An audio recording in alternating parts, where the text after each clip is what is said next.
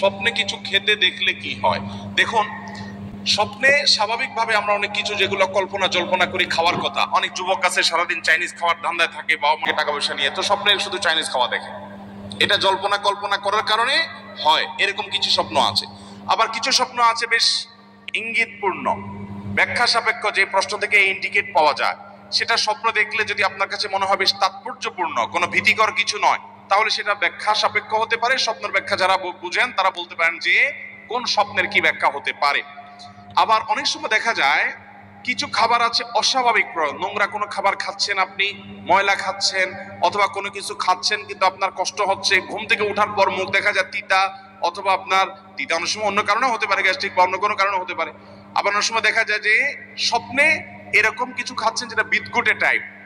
এগুলো বেশিরভাগ ক্ষেত্রে ব্ল্যাক ম্যাজিক হয়ে থাকে। দুষ্ট জিন এবং যারা ব্ল্যাক ম্যাজিশিয়ান স্বপ্নে এ ধরনের বিদঘুটে অনেক কিছু খাওয়ায়, কাঁচা মাছ খাচ্ছেন, এটা খাচ্ছেন, সেটা খাচ্ছেন, এবং সময় ঘুম থেকে ওঠার পরে আপনার এরকম অস্বাভাবিক অনেক কিছু দেখা যায়। এগুলো ব্ল্যাক ম্যাজিকের ইত্যাদির প্রভাবে হয়ে থাকে, এগুলোর কারণে মানুষ ক্ষতিগ্রস্ত হয়। আমি ব্যক্তিগতভাবে এক রোগীর কথা জানি, চিটাং রোডে আমার ভূমিপল্লী মসজিদের পাশে, মসজিদের 2-3 বিল্ডিং পরেই ভদ্রমহিলা অসুস্থ হয়েছেন ব্ল্যাক ম্যাজিকের কারণে। কোনো রোগ বালাই ট্রিটমেন্ট করে কিচ্ছুতে কোনো উপকার হয়নি। ভদ্রমহিলা বহু দেশ ঘুরেছেন এবং মৃত্যু মুখে পতিত হয়ে গেছেন, বিছানায় পড়ে গেছেন, ইয়াং মানুষ, খুব বেশি বয়স হয়নি।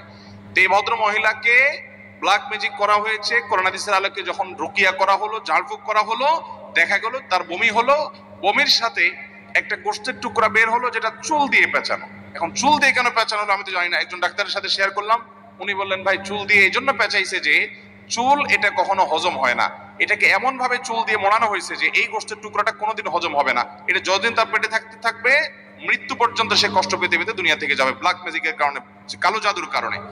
তো এইরকম কালো জাদু তার পেটে কিভাবে গেলে, কেউ তাকে খাওয়াইছে, এত বড় জিনিস তো কেউ তো খাওয়ানোর কথা না। স্বপ্নে অনেক সময় শয়তান এটা করে। এই স্পিরিচুয়াল বা আপনার আধ্যাত্মিক বিষয়গুলো অনেক সময় আমরা অনেকে বিশ্বাস করতে চাই না, অথচ এগুলো কোনো হাদিসের আলোকে অপ্রমাণিত বিষয় নয়।